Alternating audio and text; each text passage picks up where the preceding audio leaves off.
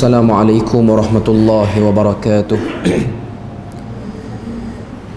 إن الحمد لله نحمده ونستعينه ونستهديه ونستغفره ونعوذ بالله من شرور أنفسنا ومن سيئات أعمالنا. من يهده الله فلا مضل له ومن يضلله فلا هادي له. أشهد أن لا إله إلا الله وحده لا شريك له وأشهد أن محمدا عبده ورسوله. يا أيها الذين آمنوا اتقوا الله وقولوا قولا سديدا يصلح لكم أعمالكم ويغفر لكم ذنوبكم ومن يطع الله ورسوله فقد فاز فوزا عظيما. الحمد لله الذي بنعمته تتم الصالحات. ربنا آتنا من لدنك رحمة وهيئ لنا من أمرنا رشدا. اللهم آت نفسي تقواها وزكيها وأنت خير من زكاها أنت وليها ومولاها. Alhamdulillah, syukur pada Allah Azza wa Jalla kerana dengan rahmat dan juga limpah kurnia yang Allah Ta'ala berikan, dapat kita sama-sama sekali lagi pada malam ni menyambung pengajian kita daripada kitab Fathul Majid syarah kepada kitab Tauhid, yang mana malam ni insya-Allah kita akan sambung bab yang keempat. Bab yang keempat ini ialah ad-du'a ila syahadati an la ilaha illallah, ataupun maksudnya bab menyeru orang kepada syahadah la ilaha illallah. Penulis rahimahullahu ta'ala, dia letakkan di bawah bab yang keempat ini satu ayat daripada Al-Quran dan dua hadis daripada Nabi sallallahu alaihi wasallam. Qala al-muallif rahimahullahu ta'ala wa qaulullahi ta'ala qul hadhihi sabili ad'u ila Allah ala basiratin ana wa man ittaba'ani wa subhanallahi wa ma ana minal musyrikin. Maksudnya daripada surah Yusuf ayat 108, Allah Ta'ala kata qul hadhihi sabili ad'u ila Allah, katakanlah wahai Muhammad, inilah jalan agamaku, aku dan orang-orang yang mengikutiku, mengajak kepada Allah, ala basiratin ana wa man ittaba'ani, dengan hujah yang nyata, wa subhanallahi wa ma ana minal musyrikin, maha suci Allah dan aku tidak termasuk orang-orang yang musyrik. Ayat 108 surah Yusuf ni pembuka kepada bab yang keempat ni, iaitu bab keperluan untuk kempen orang kenal kalimah la ilaha illallah, ataupun nama lainnya kita panggil sebagai kalimatun tayyibah ataupun syahadah, yang merupakan rukun pertama dalam rukun Islam yang diketahui oleh kesemua orang Islam. Seterusnya hadis yang dibawakan, wa an ibni Abbas radhiyallahu anhuma anna Rasulullah sallallahu alaihi wasallam lamma ba'atha Mu'adhan ila al-Yaman qala innaka ta'ti qauman min ahli al-kitab falyakun awwala ma tad'uuhum ilayhi syahadatu an la ilaha illallah wa fi riwayatin ila an yuwahhidullah fa idza hum ata'uka lidzalik fa'alimhum anna Allah iftarada 'alaihim 5 salawatin fi kulli yawmin wa lailah. Hadis daripada Abdullah bin Abbas radhiyallahu anhuma, kata dia, ketika mana Nabi mengutuskan Mu'adh bin Jabal untuk berdakwah kepada penduduk Yaman, maka Nabi berpesan kepada Mu'adh bin Jabal, Nabi kata, innaka ta'ti qauman min ahlil kitab, kamu akan mendatangi satu kaum daripada ahli kitab. Ahli kitab ni merujuk kepada orang yang terima kitab selain daripada Al-Quran, iaitu kitab Injil dan juga kitab Taurat. Merujuk kepada boleh jadi orang tu orang Kristian ataupun orang Yahudi. Kata Nabi SAW kepada Muaz bin Jabal, "Falyakun awwala ma tad'uuhum ilaihi syahadatu an la ilaha illallah." Jadikanlah seruan kamu yang pertama sekali kepada penduduk Yaman daripada ahli kitab ni ialah kalimah la ilaha illallah. Seru mereka kepada la ilaha illallah. Wa fi riwayatin, dalam riwayat yang lain, ila an yuwahhidullah, kepada mentauhidkan Allah Azza wa Jalla. Fa inhum ata'uka lidzalik, sekiranya mereka ahli kitab itu taat kepada apa yang kamu seru dan apa yang kamu dakwahkan kepada mereka, fa'alimhum, maka ajarkan, maklumkan kepada mereka, annallaha iftarada alaihim 5 salawatin fil yaumi wal lailah fi kulli yaumin wa lailah. Ajarkan pada mereka bahawasanya Allah Ta'ala telah fardukan kepada mereka 5 kali salat sehari semalam. Fa inhum ata'uka, sekiranya mereka taat pada kamu, iaitu mereka salat, fa'alimhum, maka kamu ajarkan pada mereka, annallaha, sesungguhnya Allah Ta'ala, iftarada alaihim sadaqah, telah menetapkan kepada mereka untuk bersedekah. Sama ada sedekah wajib iaitu zakat ataupun sedekah sunat. Tu'khadhu min aghniyaihim wa turaddu ala fuqaraihim. Ambil sedekah itu daripada orang kaya kalangan mereka dan kembalikan kepada orang miskin daripada kalangan mereka.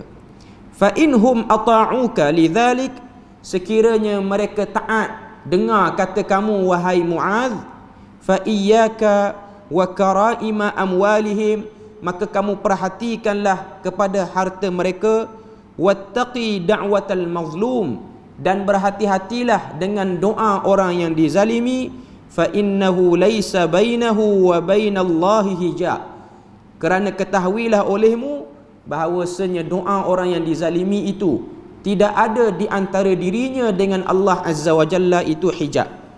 Hadis ni diriwayatkan oleh Al-Imam Al-Bukhari. Jadi hadis ni hadis yang sahih.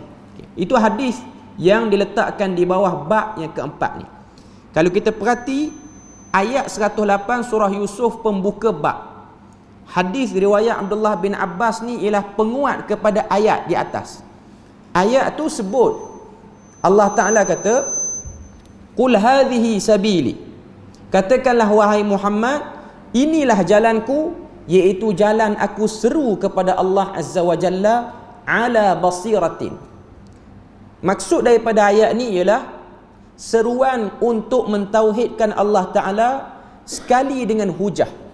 Bukan seru semata-mata, tapi seru dengan datangkan hujah yang boleh diterima oleh logik akal tentang keesaan Allah Azza wa Jalla.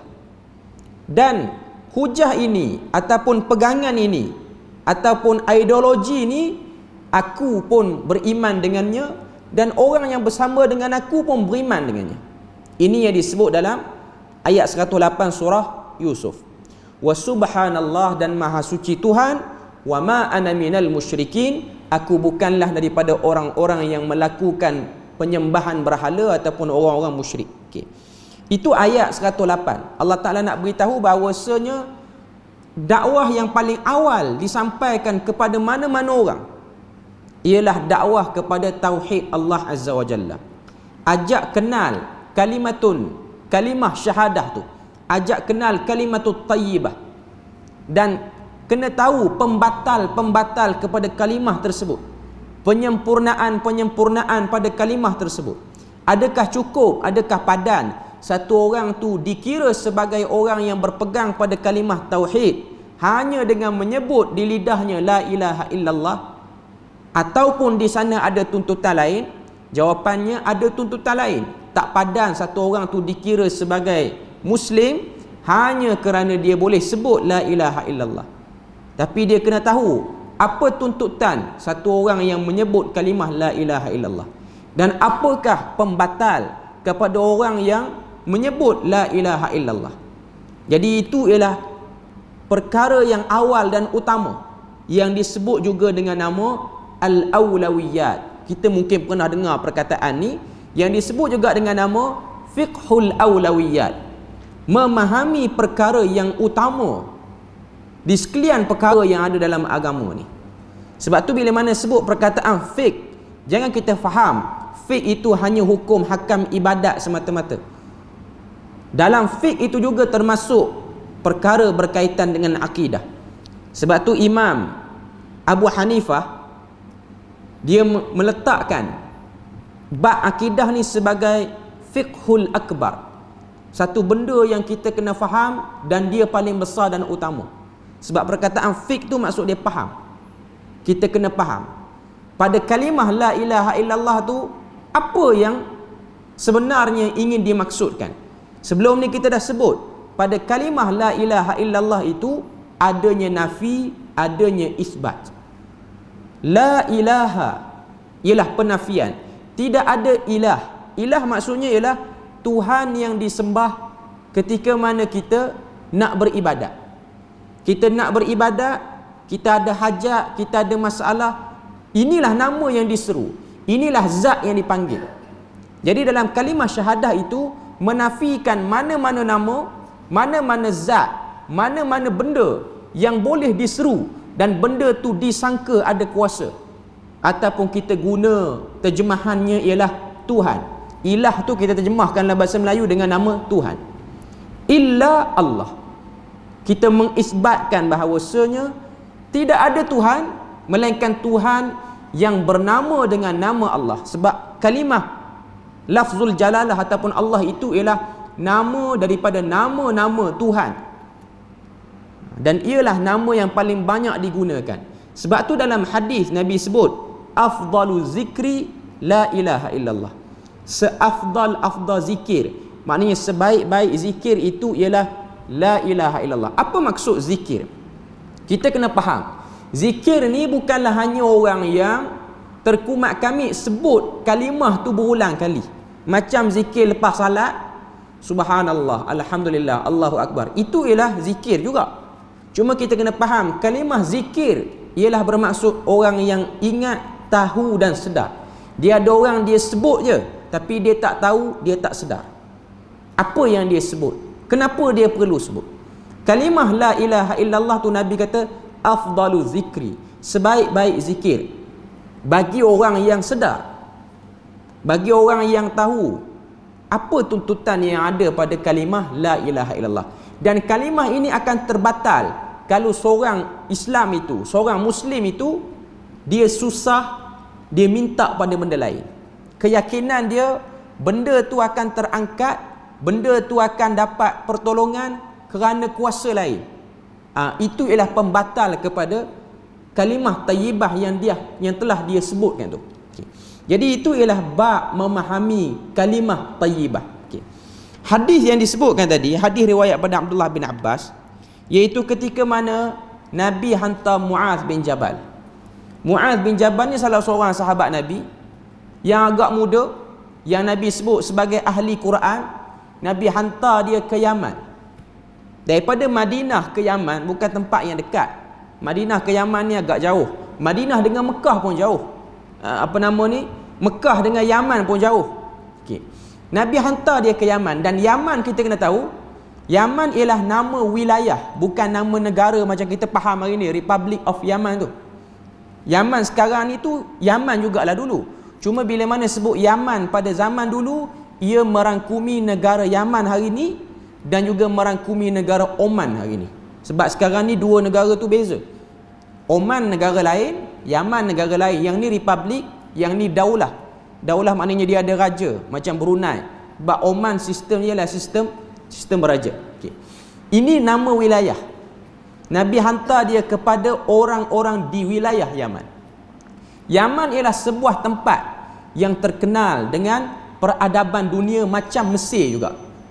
Macam mana Mesir ni ada tamadun Mesir purba, begitu juga Yaman menyimpan sejarah. Antara sejarah yang besar di Yaman ialah kerajaan Sabak, iaitu kerajaan Balqis ataupun Bilqis pada zaman Nabi Sulaiman. Yang mana kalau kita tengok Sabak ni, dia berada di antara sempadan Oman dan Yaman hari ni, sebab sekarang dah ada perbatasan negara tu. Okay. Jadi di Yaman ni mereka sudah ada agama. Dan kalau kita tengok pun, Yaman ni ialah tempat asal keluarnya bangsa Arab. Bangsa Arab ni dia bukan berasal pada Arab Saudi, bukan berasal daripada UAE, Qatar, Kuwait ni. Dia keluar daripada satu kumpulan nama dia Al-Qahtan. Sebab tu kita akan tengok orang-orang Arab ni, kalau dia punya nama belakang dia Al-Qahtani, itu ialah Arab tulen, tak bercampur dengan bangsa apa-apa pun. Dia memang betul-betul Arab. Sebab memang asalnya orang Arab ni mereka datang pada Yaman. Sebab tu kalau kita baca hadis Sahih Bukhari, kita akan tengok Nabi pernah sebut kelebihan Ahlul Yaman, kelebihan orang Yaman. Nabi kata orang Yaman itu adanya pada mereka keimanan dan hikmah. Tapi ia bukan merujuk orang Yaman sekarang. Ia merujuk kepada orang Yaman yang telah berhijrah, membentuk kabilah baru di Madinah, namanya Aus dan Khazraj. Zaman Nabi, yang kita panggil sebagai Ansar. Sebab orang Ansar ni asal keturunan dia orang ialah orang Yaman. Sebab tu kalau kita baca manaqib ataupun sirah, biografi Imam Malik, guru pada Imam Syafi'i, kita akan tengok Imam Malik ni susu galuh keturunan dia balik ke Yaman. Sebab ada orang dia salah guna hadis tu, salah faham hadis tu, salah tafsir hadis dalam Bukhari tu. Dia ingat hadis kelebihan orang Yaman tu merujuk pada Yaman sekarang ni. Bukan. Ia merujuk kepada orang Yaman pada zaman Nabi yang telah berhijrah dan mereka dah jadi Ansar. Itulah yang didoakan oleh Nabi. Nabi kata pada dada mereka ada keimanan, pada dada mereka ada hikmah. Bukan merujuk pada orang Yaman hari ni. Sebab kalau tuan-tuan tengok orang Yaman hari ni macam mana? Macam yang tuan-tuan boleh tengok lah orang Yaman ni. Negara Yaman ialah negara yang terkebelakang lah. Kalau kita pergi ke Yaman, kita rasa macam duduk Malaysia tahun 1940-an, 1950-an dengan keadaan negara dia. Dan suasana masyarakat dia yang kata apa, tidak terkena kemodenan macam tempat kita. Sebab tu kalau tengok Yaman, dia tak pernah keluarkan statistik COVID macam Malaysia. Dia orang pun tak tahu COVID tu ada ataupun tidak sana. Dia orang tak pakai mask, dia orang solat rapat-rapat, dia orang tak peduli, sama macam Mesir juga. Tak peduli pun. Tak ada, tak ada pun kita tak kisah. Mati kita tanam macam biasa. Untuk masuk rumah PKP lockdown, dia orang tak buat benda tu. Okey. Jadi itu ialah cara pemikiran. Dia orang tak boleh hidup dengan peraturan, tak boleh. Sebab dia orang tidak terbiasa dengan peraturan benda tu. Sebab tu kalau tengok negara Yaman, bila mana dia bergolak, dia akan berlaku kacau bilau yang dahsyat. Dia tak puas hati dengan pemimpin, dia tembak sama depan. Dia bukan kata dalam Facebook. Dia keluar senjata duk simpan siap di rumah dah. Tengok pemimpin mari masjid, letak senapan atas dahi betul-betul. Tembak terus, tak puas hati. Itu cara dia orang deal kehidupan dia orang. Sebab tu kalau tengok 2-3 bulan lepas, bulan Ramadan kalau saya tak silap, ataupun selepas raya, dia tak puas hati dengan satu orang ahli parlimen daripada Aden. Apa dia buat? Dia bom kapal terbang kawan tu bila mana kawan tu turun di airport tu. Bom terus. Maknanya kita boleh agak lah. Polis dia pun tak jaga. Maknanya kalau orang tu datang, orang kampung datang kata kami nak bom pemimpin, dia orang bagi allow masuk bom macam biasa. Polis pun tak berapa nak bersama sangat. Okay. Jadi itu ialah sistem. Sebab tu kalau kita faham doa Nabi dalam Sahih Bukhari tu dengan orang Yaman hari ni, jauh lah. Adakah itu orang yang dikatakan ada iman, ada hikmah dalam hati dia orang? Yang merujuk kepada iman dan hikmah itu ialah orang-orang yang berada di zaman Nabi, yang berhijrah daripada Yaman ke bumi Madinah ataupun bumi Mekah pada waktu tu. Jadi kata Nabi kepada Mu'adh bin Jabal, bila mana kamu pergi ke Yaman ni, kamu akan jumpa ahli kitab. Ahli kitab daripada kalangan Yahudi, daripada kalangan Kristian. Sebab kita kena tahu di Yaman pun ada populasi orang Yahudi. Jangan kita ingat Yahudi tu di Palestin je. Yahudi ni 3 negara ada orang Yahudi duduk situ. Yang pertama ialah di Israel lah. Okay. Yang kedua ialah di Iran. Yang ketiga ialah di Yaman. 3 negara ni ada orang Yahudi. Yahudi yang mungkinlah keturunan dia orang tu masih lagi connecting sampai kepada Bani Israel, tapi ada 3 tempat, 3 negara ni masih lagi ada orang Yahudi yang betul-betul Yahudi, Judaism. Okay. Jadi bila mana pergi ke situ, Muaz ditugaskan untuk kempen Islam, beritahu sebab mereka ni ahli kitab. Bila mana sebut ahli kitab, mereka ni ada maklumat tentang Nabi akhir zaman. Cuma tinggal lagi kalau dia orang degil, dia orang engkar, kalau dia orang lembut hati, dia orang terima. Itu sikap ahli kitab. Sebab Quran dah beritahu, ahli kitab ni ada yang elok, ada yang tak elok. Kita boleh tengok dalam surah Ali Imran. Okay. Jadi bila mana pergi ke Yaman, dengan izin Allah Ta'ala, penduduk Yaman ni terima Islam walaupun dia orang tu ahli kitab. Dia orang terima Islam. Sebab tu kau tengok hadis yang kita dengarkan tadi, Nabi kata bila mana kamu sampai, kamu kempen syahadah pada mereka. Ajar pada mereka la ilaha illallah. Nafikan semua akidah, ideologi, keimanan yang diorang pernah beriman dengan agama lama diorang. Lalu Nabi pun kata, fa inhum ata'uka. Sekiranya mereka taat pada kamu, maka ajarkan mereka salat 5 waktu. Sekiranya mereka taat pada kamu, maka ajarkan kepada mereka kewajipan bayar zakat, beri sedekah pada orang. Dan bila mana mereka taat pada kamu, kata Nabi SAW, berhati-hati kamu dengan harta orang-orang di sana. Sebab negara Yaman ni ialah negara yang kaya pada zaman Nabi. Lebih kaya berbanding Madinah, lebih kaya berbanding Mekah. Sebab hakikatnya Yaman ialah sebuah negara yang kaya. Kalau orang tengok, orang belajar geografi tanah negara Yaman ni, ialah negara yang kaya. Di sana ada minyak, di sana ada emas, di sana ada perak, di sana ada besi, ada air yang lebih banyak berbanding negara-negara Arab yang lain. Cuma kalau tengok pengurusan negara dia hari ni, kita tengok macam miskin, tak ada apa. Tapi dia sebuah negara yang subur. Cuma dia orang salah guna kesuburan negara dia orang. Sebab tu kalau tuan-tuan tengok, orang Yaman ni dia ada satu penyakit, tak semua, tapi majoriti. Sebab saya sendiri pun pernah pergi tahun 2010, pernahlah duduk 3-4 bulan ikut daurah tertentu di sana. Okay. Dia ada satu sikap, dia suka kunyah satu daun ni menyebabkan dia orang lembab malah kerja. Daun apa tuan-tuan? Daun qat. Qat ni bukan macam ketun koroi kita tu. Yang tu pun dah lembab dah. Okay. Yang ni lagi dahsyat lembab dia. Dia akan kunyah hatta dalam masjid, benda tu biasa. Seorang syekh yang mengajar Sahih Bukhari, belakang dia jemaah kunyah daun tu semua. Dan tak boleh buat apa, benda tu legal. Polis yang buat roadblock pun dalam kereta dia penuh dengan daun tu. Benda tu dikira sebagai dadah, dia termasuk dalam jenis dadah.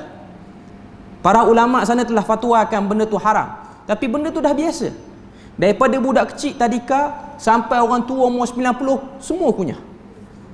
Dia akan jadi macam mana tuan-tuan? Dia akan jadi rasa nak duduk, tak nak bangun. Daun qat, orang Yaman panggil gat, sebab dia orang ni huruf qaf dia sebut dengan bunyi ga bunyi dia. Dia panggil qat.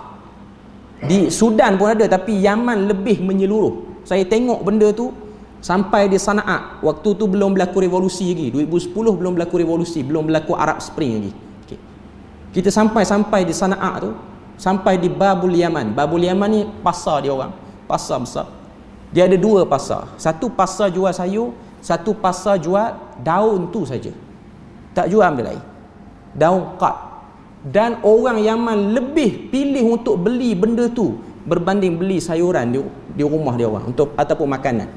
Dan antara bandar yang paling banyak ladang qat ni ialah Ta'iz. Ta'iz ni ialah bandar yang dikuasai oleh Houthi sekarang ni, oleh Syiah sekarang ni. Ta'iz ni ialah bandar yang subur, tapi dah jadi rosak tanah dia dengan sebab tanam daun tu saja. Dia orang tanam di lereng-lereng bukit, dan dia ada sisi negatif daun qat ni. Kalau kita tanam, tanah itu dia tak boleh tanam apa-apa tak lepas pada tu. Dia akan rosak. Tanam apa pun tak jadi lepas pada tanam pokok tu. Dan ladang-ladang qat ni dia menjadi, orang kata apa, duit bagi orang Yaman. Kalau dia orang berhutang dengan bank, tak boleh nak bayar contoh kereta ke rumah, dia orang akan tawarkan ladang qat dan bank terima di sana sebagai bayaran hutang dia orang. Maknanya manager bank pun makan juga daun tu. Okay. Maknanya nak sebut pada kita bahawasanya itu ialah legal. Tuan-tuan boleh tengok dokumentari Yaman banyak cerita tentang benda ni. Masalah besar sebab budak-budak sekolah pun dia orang duk makan benda tu. Cikgu yang mengajar pun kunyah, pelajar yang dengar cikgu mengajar pun kunyah. Cuma saya tak pernah tengoklah sampai pada tahap yang kuliah baca kitab pun kunyah. Biasanya yang kuliah okey. Cuma yang dengar kuliah, bahkan kalau kita tengok lebih dahsyat lagi, yang salat dalam mulut dia duk ada daun tu. Dan dia orang akan jadi khayal 6 jam, 7 jam tak bangun, tak bergerak. Dia orang khayal menyebabkan dia orang jadi lambat. Dan secara umumnya Amerika Syarikat waktu dia masuk nak manipulasi ekonomi Yaman, dia orang biarkan orang Yaman dengan macam tu sebab memang itulah yang dia orang nak. Dah lembab macam tu, elok kita nak buat lari duit dia orang. Okey, cuma nak sebut pada kita bahawasanya itu ialah realiti sekarang. Sebab tu kalau orang kata negara Yaman ni ialah negara yang Nabi doakan, betul, memang Nabi doakan.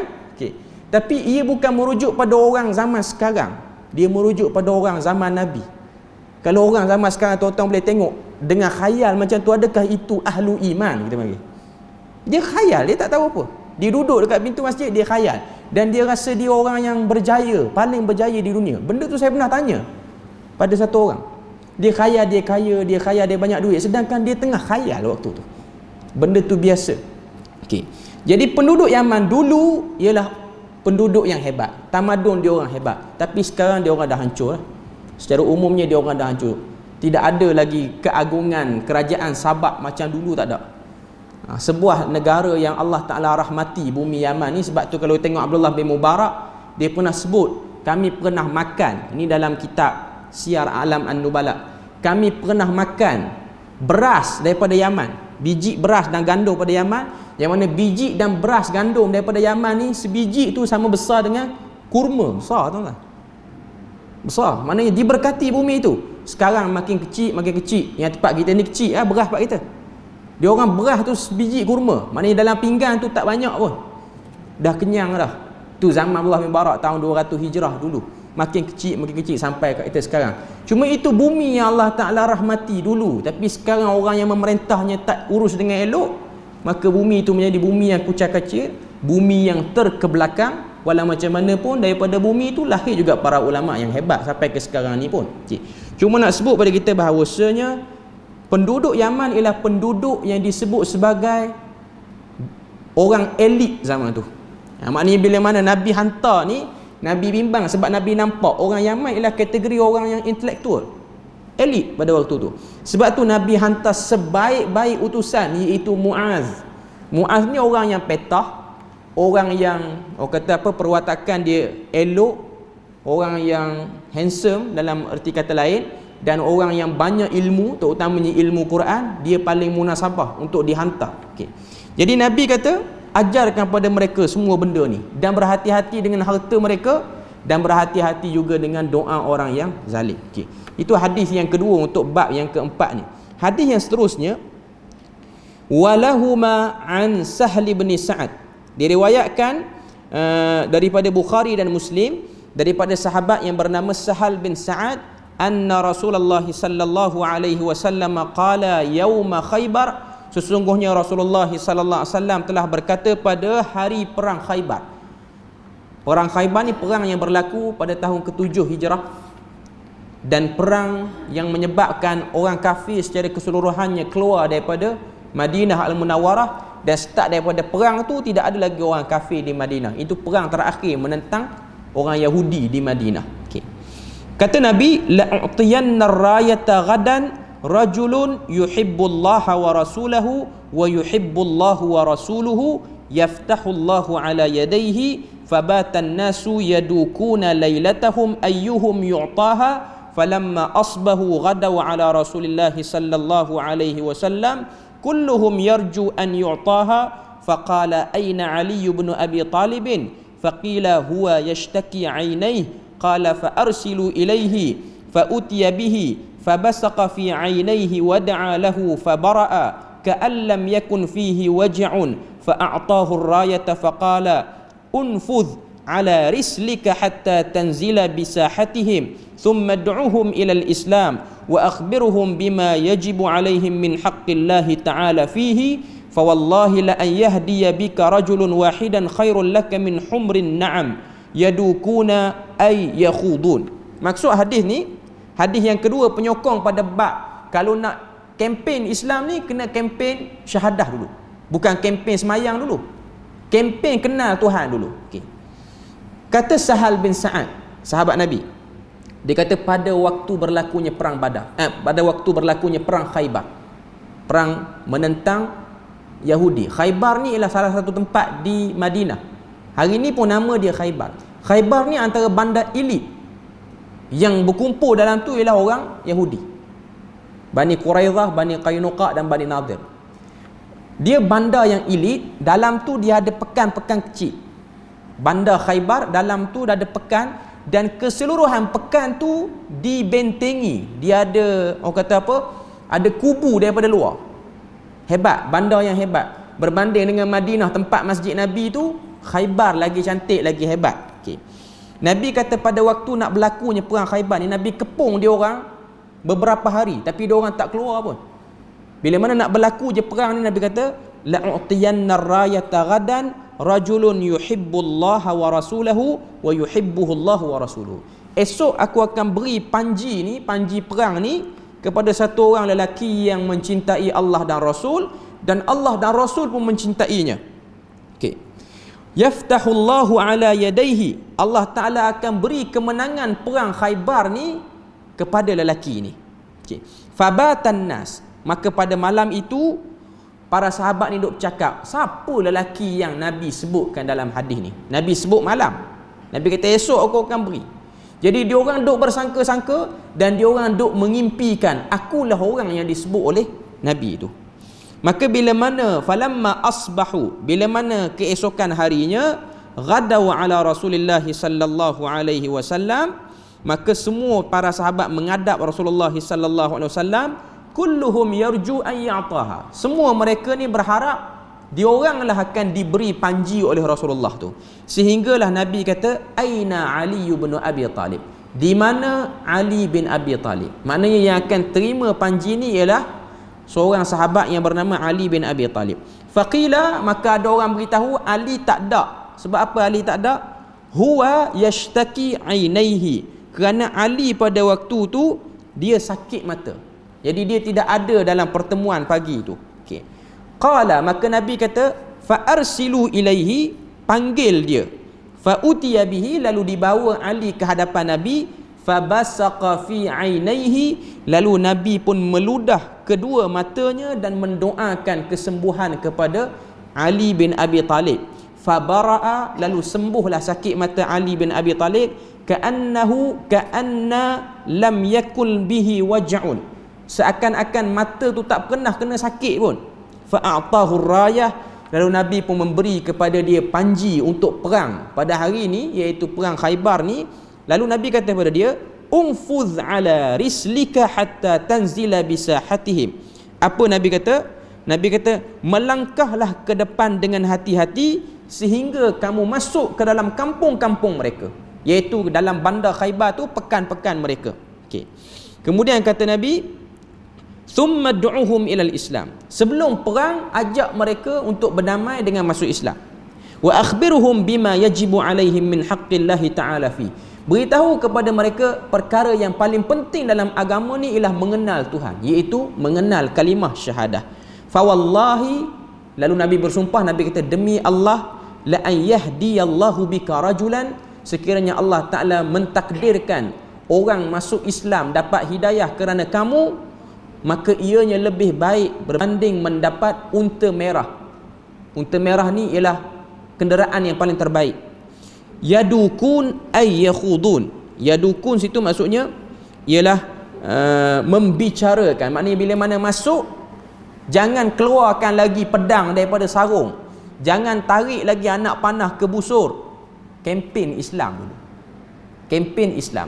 Sebenarnya kalau kita tengok para sahabat, bila mana Nabi kepung kota Khaybar ni, kalau saya tak silap dalam riwayat sebut hampir 20 hari ataupun 15 hari Nabi kepung, dia orang tak keluar pun. Bila mana Nabi dapat masuk dengan para sahabat, dapat pecahkan pintu kubu Khaybar tu, maka Nabi tengok persiapan dalam kota Khaybar ni lain macam. Makanannya komplit, persenjataannya komplit, bekalan makanan tu cukup. Kalau diorang tak keluar lawan Nabi, cukup untuk setahun persediaan orang Yahudi.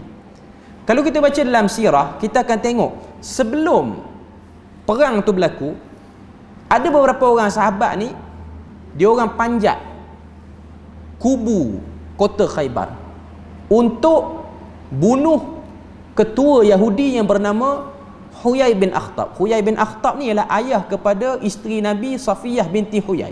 Dia Yahudi. Okay. Sahabat yang naik kubu tu panjat ialah Abdullah bin Maslamah. Abdullah bin Maslamah panjat, dia masuk dalam bilik tidur Huyai bin Akhtab, dia tikam dengan pisau belati yang pendek, bukan dengan pedang. Dia tikam takluk. Rupa-rupanya kawan ni ada ilmu kebal. Takluk. Ilmu kebal hanya digunakan oleh Yahudi saja zaman tu. Tentera Islam tak ada ilmu kebal. Dulu Malaysia kita ni ada satu kumpulan silat nama dia Nasrul Haq. Saya ada buku lagi, buku ilmu kebal. Jakim dah wartakan benda tu sesat. Okay, sebab dalam tu ada mantra yang sakan lah mantra tu. Okay. Cuma nak sebut pada kita, cerita ilmu kebal ni zaman Nabi ialah cerita Yahudi saja yang duk buat ilmu kebal tu. Sebab tu kalau kita tengok, Yahudi dia menguasai ilmu sihir. Sebab tu kalau kita baca dalam surah Baqarah, kita akan tengok orang Yahudi ni, dia orang duduk di Babylon di Iraq hari ni. Dia orang kata apa, belajar ilmu sihir. Dia orang duduk di Mesir pun dia orang belajar ilmu sihir. Sebab tu antara sihir yang terkenal, ada orang kata Yahudi sekarang pun duk buat lagi benda tu, ialah sihir Kabbalah. Kabbalah ni ialah dia punya nama, kata apa, kitab sihir tu mungkinlah, dan ianya digunakan lagi oleh sebahagian orang-orang Yahudi secara umumnya. Okay. Jadi nak cerita sini, ilmu kebal ni kalau orang cuba sandar kepada Islam, tidak ada. Yang pasti waktu perang Khaybar, yang pakai ilmu kebal ialah Huyai bin Akhtab, dan dia itu daripada orang Yahudi. Bila mana Abdullah bin Maslamah tikam 3 kali takluk, dia keluar bilik, dia turun, dia beritahu Nabi, kami dah cuba nak bunuh kawan ni tak mati. Dia ada ilmu kebal. Sebab tu kau tengok bila mana Nabi dapat masuk, orang Yahudi dah buat macam-macam perancangan. Dia orang macam menyerah, tapi masih lagi cari peluang nak bunuh Nabi.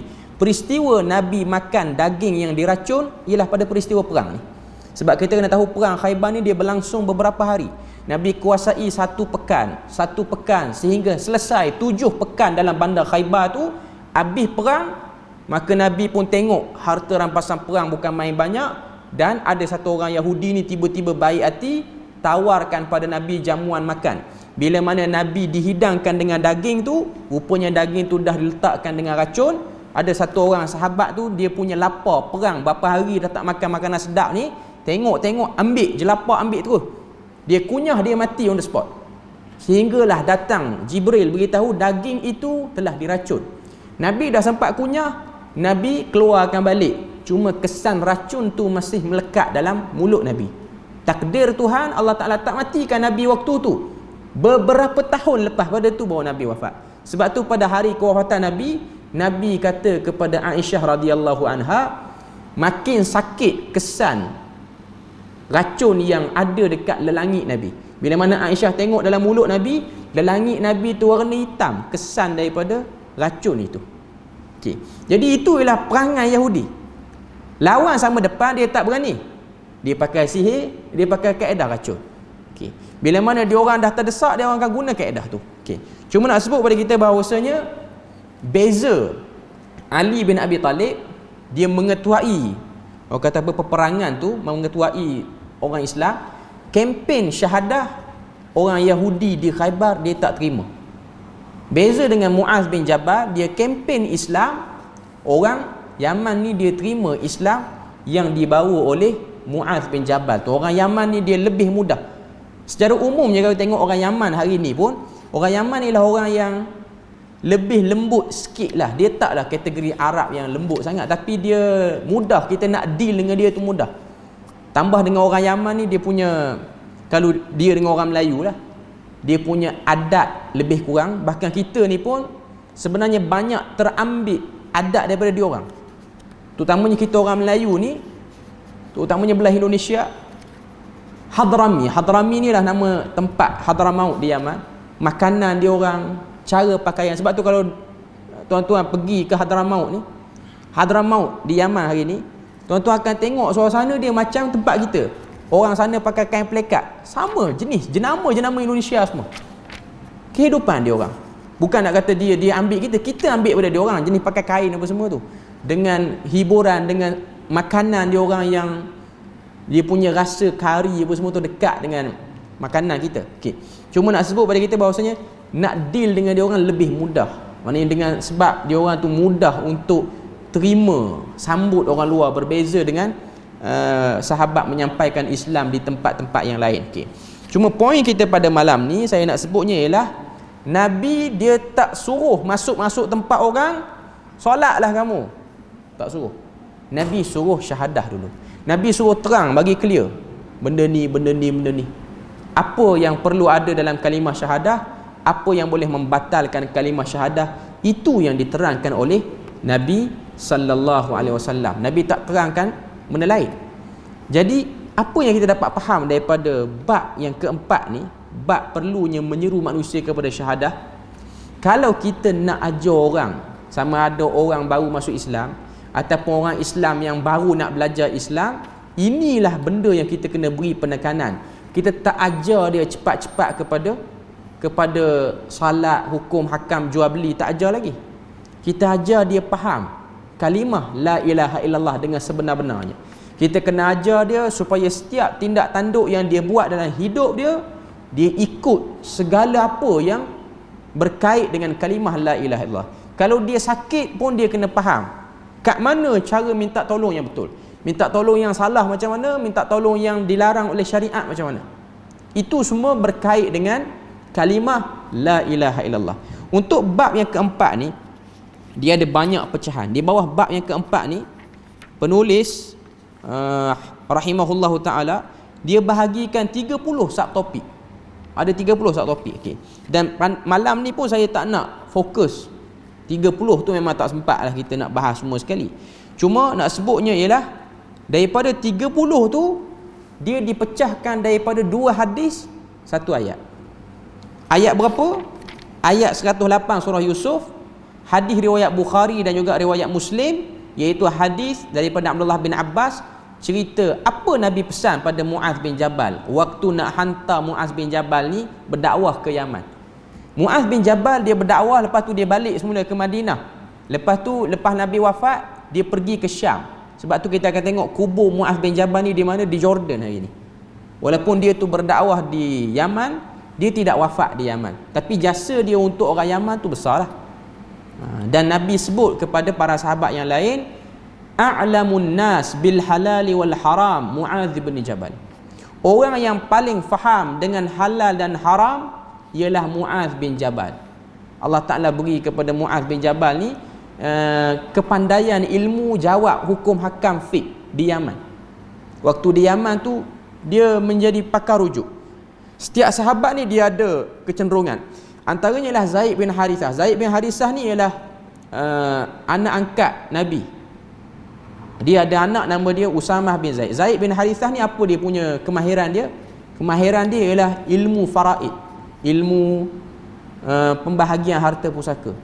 Nabi pernah sebut dalam hadis, Nabi kata awwalu ilmin rufi'at, ilmu pertama yang diangkat daripada manusia di akhir zaman ialah ilmu faraid.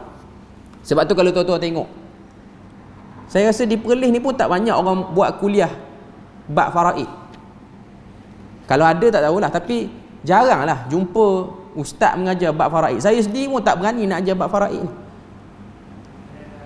Ada? Mungkin kalau ada tu elok lah. Cuma nak sebutnya hadis Nabi kata ilmu pertama yang diangkat tu bukan maksudnya ilmu tu hilang. Ilmu tu paling payah untuk diamalkan oleh orang akhir zaman. Tuan-tuan belajar ilmu faraid, okey, tapi kalaulah berlaku kematian dalam keluarga, kita tahu sebahagian ahli keluarga kita ni taklah semua minat dengan faraid ni. Okey, bila mana kita dah sebut, kita dah bagi ikut faraid elok, mesti akan ada seorang kita bagi sama rata lah. Sebab orang yang belajar faraid dia akan tahu dalam faraid ni dia akan ada orang yang dapat lebih, orang yang dapat kurang. Okey. Bila mana dah bagi elok ni, mak ke meninggal, ayah ke meninggal, ada seorang adik-beradik dia rasa tak setuju. Tambah pula dia perempuan. Tambah pula dia jaga mak tu sebelum meninggal ataupun ayah tu sebelum meninggal. Dia akan rasa kenapa yang ni pula dapat lebih? Dah lah yang ni sak dadah dapat lebih pula. Dia akan rasa gundah gulana sikit dengan pembahagian tu. Akhirnya dia tak setuju. Maknanya ilmu yang paling payah untuk orang tatbik terima hari ni. Tak semua. Hatta kalau kita tengok kes-kes di Malaysia ni pun, kalau kita tengok amanah raya ke apa semua, dia orang dah hantar orang untuk uruskan harta ni, elok dah bagi, mesti akan ada seorang yang tak setuju. Kita bagi laluan azan dulu.